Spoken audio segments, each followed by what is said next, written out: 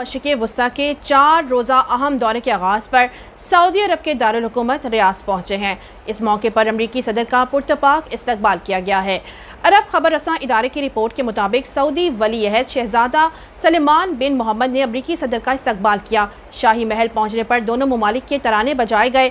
चाको चौबंद दस्ते ने अमरीकी सदर को गार्ड ऑफ ऑनर पेश किया।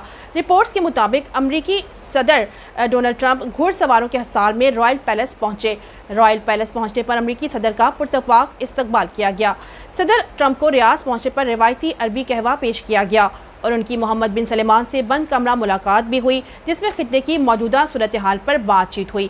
वाशिंगटन पोस्ट के मुताबिक कि अमरीकी सदर व्हाइट हाउस वापसी के बाद पहला बड़ा बैनुल-अक़वामी दौरा है।